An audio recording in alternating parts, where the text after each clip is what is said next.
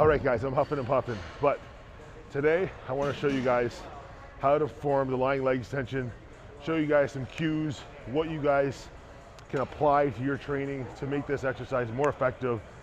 I know a lot of people maybe shy away from leg extensions because they have knee pain or they think it's not good for their knees. And in my opinion, I think that comes from just not really understanding the function of the leg extension and how to properly perform the exercise. So, you know, having the opportunity to work with Eric, I've learned some really cool cues and techniques on the leg extension, and I'm really happy to share that with you guys. So I hope you guys enjoy this video on the leg extension. I definitely recommend, if you do have a single leg extension, I personally found it easier to apply these cues on the single leg extension, which we're showing you guys here today. This is Quentin's first time going through a workout with myself and Eric. So I hope you guys can take away some good info from this video. And I appreciate you guys tuning in. If I look at this, is any part of me lifting up yet? No, it's going that way. I'm pulling this way, right? Yeah. I can pull and pull and pull towards me, pull towards me, pull towards me. Now it's going up. And now I can't pull any farther, but now it translates to up. So that meant, let's say 100% of this is 80% of that is forward. So most of us are kind of thinking, how do I get to the end, right? But really, this machine spends almost all its time, 80% of the time is going this way before we ever get there. So we're gonna think about forward and backward. And when you look at these handles, what do you see in this special Atlantis or hammer strength machine? Is what do you see these handles, and everybody does this. They pull down, right? But I want you to think about, if most of the energy that I need to deal with is that way, I'm gonna think about doing that with the handles. So I haven't done this with you. Okay. I want you to take the handles and I want you to shove them through the bars. Okay, as you do that, there's lots of help in this direction versus I'm pulling down, but 20% of the movement is up and down. So I'm asking for all the help in this direction when I'm wasting. Does that make sense? So I'm thinking about the direction I want to push. Yeah. So I'm going to think about, and what we did with him is this sense of the quad never lets go. Okay, you probably, as he said, do that really well. But for most guys, they pick it up and put it down, and you see the quad just let go. Okay, does that make some sense?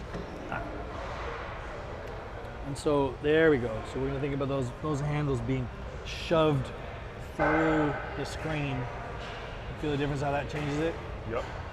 Okay. And if you want to try it, try and pull down and tell me what happens. See how it's like trying to worry about this part when most of the movement is here. Most of the movement is this direction. Yeah. See all that pop out now? So all of a sudden, it's also like encouraging your body to go forward. Yeah. It's I'm moving. You're getting over it. Yeah. Well, so we take, excuse me, we take advantage of equipment like this. Not everybody has something like this. Most of them you're kind of pinned in, and the difference in these two are deviation, right? This deviates here, so it allows for that. Single leg is a big challenge relative to stability. So you can choose it as, I got way more intention going on here now versus I'm trying to spread it out for both. Sometimes when people are doing two legs, one leg is actually working harder than the other, and they don't catch it. They just know they're moving the load. Well, another thing that I've been doing, because you told me this the first time, was like, when we're in here performing the leg extension, obviously we're putting lots of emphasis on where it starts, starting right here. Yep. But keeping this almost, I envision, the way I explain it is like, picture this is nailed down to the seat. Yeah. So this is like, we're driving hips down, and then lifting this up. Yeah. This is coming up. You can see right now, this was so hard for you at the beginning when we did it. I couldn't do that. That you were like, you wanted to just pick it up and put it down, as opposed to this loaded Now I can like drive this down, and then this can stay up the whole time. So you see the tension on his quad just pops up. Staying there, even on the negative. So it's like I'm keeping it up and letting, when it goes down, I'm keeping that up, and it's almost like the weight is pulling on this muscle as I'm going through the negative. Yeah. I almost explained it like if you had a resistance band, right? And we're right now in a lengthened position, it's almost like it's stretched more. Yeah, and then like, it is. Yeah. As we shorten, the band is doing this. Yeah. And then there's still tension on it though. Yeah, so versus the start-stop stuff. Then we go negative, we're letting that band stretch. It's gonna drag this around. Yeah, it's pulling on it. Right, almost like this fabric, and then that fabric, we just don't let go of the bulk of that muscle. So this movement is a lot more back and through. Yes, there we go. It's almost like to show people, it would almost be like my leg. I'm almost keeping it elevated like this. So if I'm here and I'm leg extensioning, it's staying here, and then I'm letting it, controlling it with the muscle. Where most people, when they get here, they're focused on getting there, they let the leg down, and they just think about a hinge, and they just let it go down. So that sense of what's happening here is that they're rocking. Rocking on it. So they're not using all of this whole surface. They're picking one spot. Yep. And so they're putting down, picking up, putting down, picking up, as opposed to staying fixed here. Yep. Okay? Like the whole femur fixed on the Yeah, pad. it's totally different. So this bolt, where this red bolt, is kind of where we line up with our knees. Okay? Yeah. So if all of a sudden this is not right, or this is out in front or whatever, you're gonna end up kind of rolling through a different part of your knee. Okay? So we're gonna kind of keep almost this idea of like this floating virtual bolt through there. Yeah, right there. And now, if I said to you, imagine this, even though this can kind of hang out a little bit, imagine the sharp kind of part of the bone is facing up. Versus you can see somebody kind of hang out here. It's like, I want to think about just this sharp kind of edge, and that's controlled from back in there, okay? So your feet don't do this. Your hip to quad is all that stuff we pay attention to. I'm almost just going to move this for a second. Hold on. Yeah, there. Okay, this gets to relax. Let that go. Let that go. It's all just about all my attention up here. There. See how the foot placement even changes that for you? You sit there, quick cue. You get that? You get that?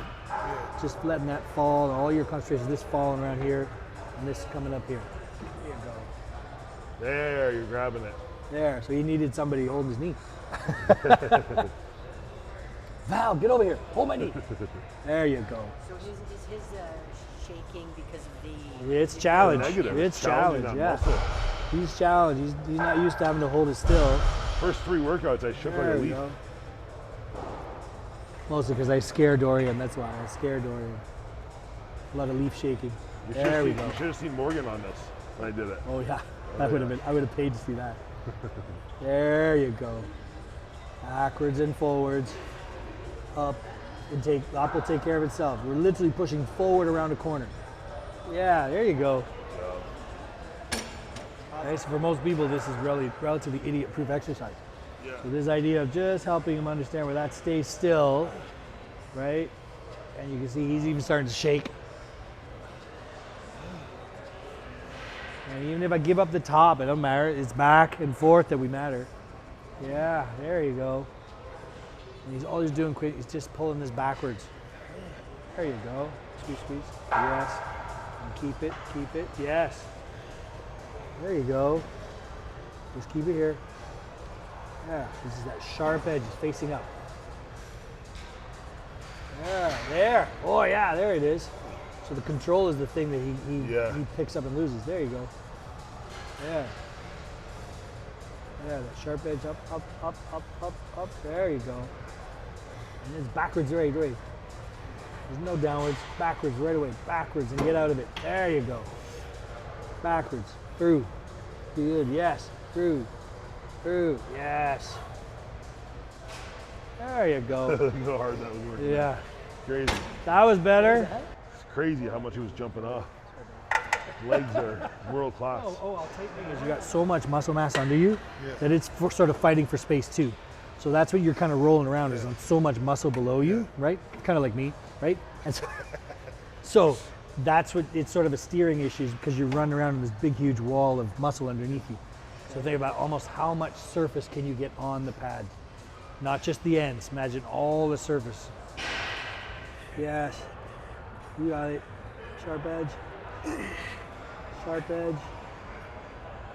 Yes. There it is. Yes. Through. Good. That was better. Your opinion on this? I don't know if I was talking to Quentin Hair care products, yes. Yeah, when it comes to training, right? I feel like, obviously here at the gym, we have so much variety in equipment. Yeah. Would it make more sense if you're trying to create hypertrophy, you're trying to break down as much tissue as possible, get into the gym, recover, feed yourself, grow, in a workout, let's take your first 2 exercises. Typically, if you're working up to a heavier load, it requires a lot of time to warm up to get to that load, right? Because we're like guys that are bodybuilding are typically pretty strong.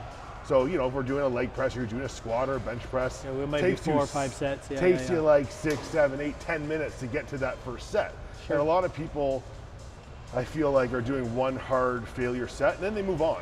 Where you're like, hey, you just spent 10 minutes warming up for these first 2 exercises. Yeah. Why not spend a little more time? Yeah. Do multiple working sets. Yeah. And use, you know, use your judgment as a gauge. Hey, if I work up to a bench press and I perform 3 plates for 12 reps, and I go to do a second set and I get another 12 reps, it's a good gauge that I still got a lot more in me. Where if you do that second set and you fail at 9 or 10, okay, we know we've hit what we're looking for in that exercise. Or if your triceps are hurting, your shoulders are hurting, okay, let's move on.